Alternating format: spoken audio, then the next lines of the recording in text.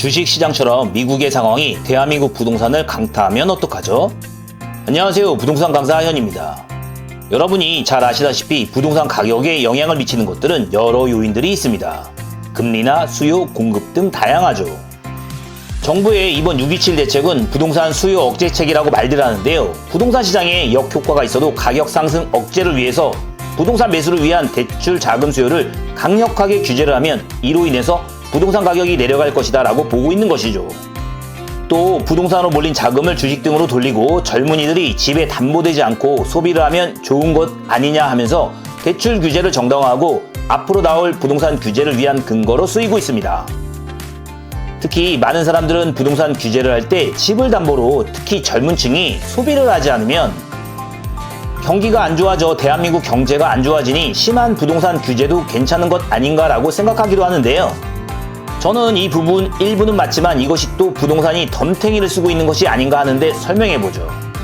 한 가지 예를 들면 일산 신도시, 서울에서 인근이고 직접 살아보면 교육, 편의시설이 잘 갖춰진 살기 좋은 일개 신도시입니다. 고양시의 전체 인구는 약 100만 명 정도이고 이 정도의 인구가 일산 신도시와 이 인근에 모여 삽니다. 그러면 이 100만 명이 부동산에 담보되어 소비를 못해 대한민국 경제가 잘 돌아가지 않는 것일까요? 일산의 대표적인 단지 강촌마을 5단지를 예를 들어보죠. 지하철 3호선 마두역 인근이고 교육과 살기 편한 곳입니다. 이 강촌라이프 34평형의 2025년 6월 실거래가는 6억 원에서 6억 5천만 원 정도 합니다. 그렇다면 지금으로부터 딱 10년 전 가격은 어느 정도일까요? 살펴보면 약 3억 6천만 원 정도 하는데 10년간 약 3억 원 정도의 가격 상승입니다. 그렇다면 10년 전부터 부동산을 가지고 있으신 분들이 대부분일 것이고 최근에 매수하신 분들이라 해도 이 정도 가격으로 젊은이들이 또는 부동산을 매수한 분들이 소비를 못해 대한민국 경제가 잘 안 돌아가는 것일까요? 또 기존 소유자들은 딱히 이자로 소비를 못할 정도는 아닌 것 같은데요. 이미 서울 10여 개구와 일부 경기도 지역을 제외하면 현재 경기도와 인천, 전국의 부동산 가격은 10억 원을 넘는 곳이 거의 없고 이곳에서 높은 이자를 내면서 소비에 제한을 받는 사람들로 인해서 대한민국 경제가 안 좋아진다는 이유는 100% 신뢰가 안 갑니다. 이는 부동산 규제를 위한 또 다른 이유일 수도 있습니다. 대한민국 경기 침체는 복잡해진 국제시장 상황과 소비시장이었던 중국의 급부상, 특히 중국의 한국 산업기술 탈취 절도로 인한 중국 기업의 경쟁력 급상승과 또는 국내 해외의 높아진 물가와 기타 기업하기 어려운 기업 환경 변화로 인해서 나타난 것들이 주요 이유입니다. 다른 이유가 아닙니다. 또 부동산으로 쏠린 자금을 주식으로 돌리겠다? 새 정부가 지출을 늘려 풀린 자금이 주식시장으로 가면 기업 경제가 발전하나요? 오히려 국가가 기업을 위한 법인세 등의 세금 완화와 기업이 한국에 머무를 수 있는 대외 여건 조성이 관건일 듯 한데요. 자, 과도한 집값 상승은 모두에게 좋지 않습니다. 하지만 여기서 볼 것은 그 정확한 원인입니다. 그 원인을 모르고 엉뚱하게 부동산 규제만 한다고 해서 해결되지 않습니다.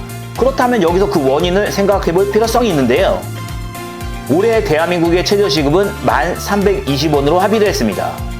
최저시급은 물가와 바로 직결되는데요. 최저시급은 영세 상인들의 수익과 관련이 있어 최저시급이 오르면 영세 상인들은 바로 가격에 전가합니다.